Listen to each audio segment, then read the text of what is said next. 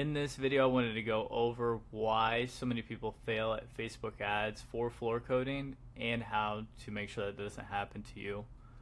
Just to show that I'm not a dumbass, as always, 29.36% closing ratio last 30 days, over 109K booked last 30 days, and probably about 15 to 20K of pending work orders right now. So let's get into it here.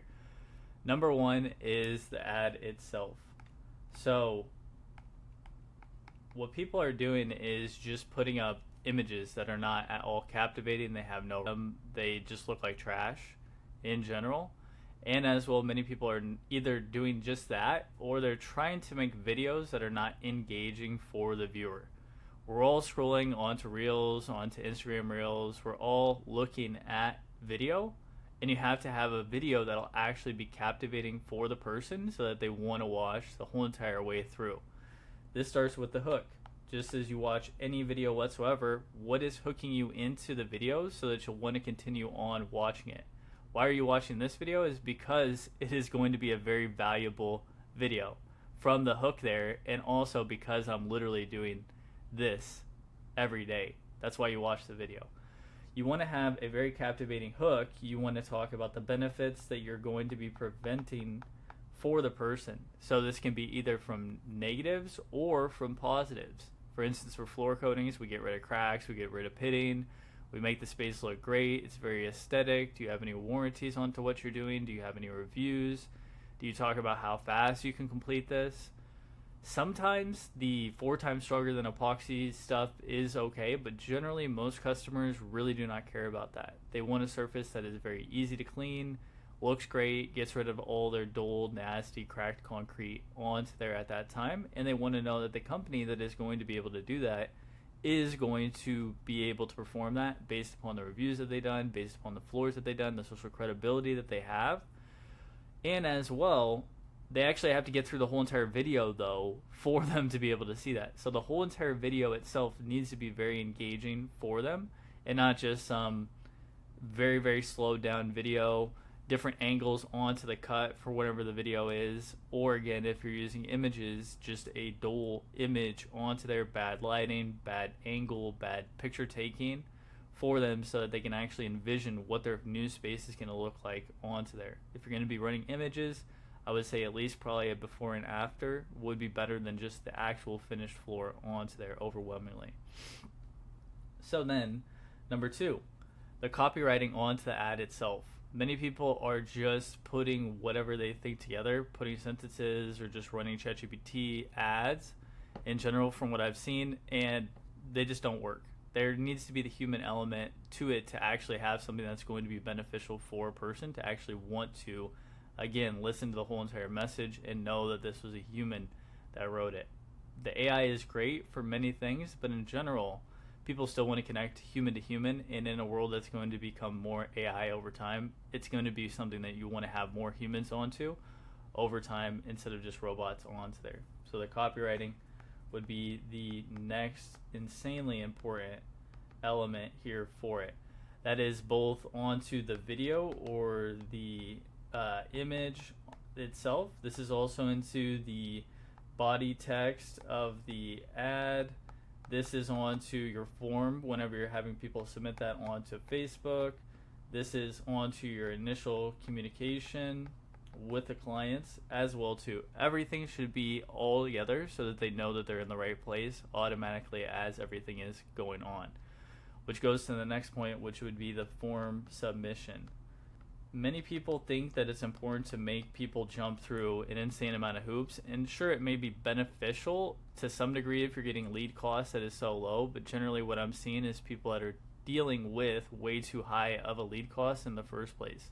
This is, the heavy lifting is the ad itself, the copywriting, everything to do with that, but then on top of that, the form submission should not be too crazy for the people. It should be a very, very smooth process, and I personally, from a funnel kind of model of it, would rather have as many leads so that I could filter them into estimates afterwards.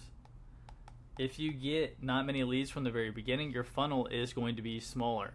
If you deal with a smaller funnel, you're not going to be able to decipher out as many estimates as Many people think that, oh man, I need to make them jump through hoops so that I only get qualified people. I don't want to deal with these tire kickers. By the way, most of those people are really bad at sales as well, just being honest onto that.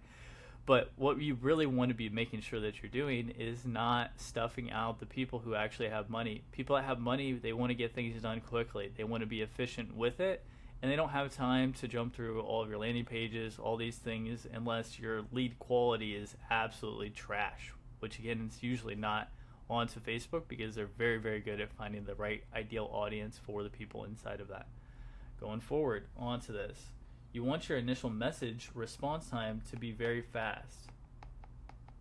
We use Go High Level for this. It's about $297 to $497 per month for an account. But what this does is deals with all the automations as soon as a lead comes in, giving the text, calling manually, voicemails, follow-up sequences, everything to do with that. Because if you're relying on just going back into your Facebook Manager, seeing whatever a lead is in, and then boom, trying to call them, the likelihood that you're going to be fast enough onto that response is very, very low. You need to be responding within 0 to 5 minutes max. Stanford did a study, or MIT actually did a study onto this, and they say that the response rate for people drops off after that 5 minute by about 10 times. Why is this? Is because you got to think of it as a higher level kind of concept. Person sees your ad on Facebook, they go, they fill out the form, and then boom, they're back to scrolling and being a zombie inside of the world. They need to have that loop finished extremely quickly so that they know, oh nice, I filled out this form, the company is already texting me, they're already trying to call me, they're trying to qualify, see what's going on, see if they can help me out, and then boom, they're trying to go to the estimate at that same time. This is important because again, all that matters is the results and the conversion ratio at the end of the day. If you're not converting the leads, it's all about what is into the process. Every one of these steps that I've already gone through matters, obviously, but then this just couples onto it. Everything multiplies with itself there. So the initial response needs to be within 0 to 5 minutes, ideally as soon as you possibly can, so that you don't have to do as much work onto the back end, which goes into no follow-up sequences. The clients that I work with, I have a 90-day sequence onto there for them, for all their leads. They can manage them inside of their pipeline, deal with them in one place, and be able to see who has not responded yet, who has not converted, who has not talked, who's waiting, who's pending, where is their additional ability to get more resources into it so that you can have the best view possible onto it. And as well, your nurturing sequences. These are where you're providing value. This is where you're trying to elicit a response from the people who did not initially respond to you. So again, that you can get as many of these people from the top of the funnel all the way over to at least responding, and then ideally into an estimate and then closing them afterwards. Many people do not have those, or if they do have them, they're very, very transactional by nature. They're trying to get the sale. Hey, I'm just following up. Hey, I'm just checking in. These words are very, very sales-like for the average person at this point because everybody else is using that same type of terminology where you have to break the pattern for the people to make them want to actually respond to the messages that you're bringing out there for them. And as well, many people just don't do the follow-up long enough.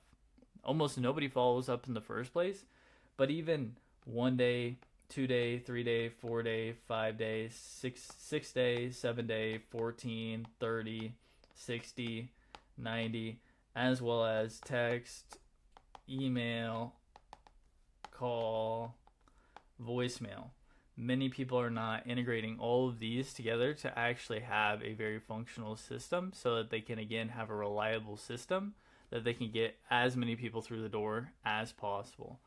And then as well, finally, poor conversion tracking is the next metric that is an issue.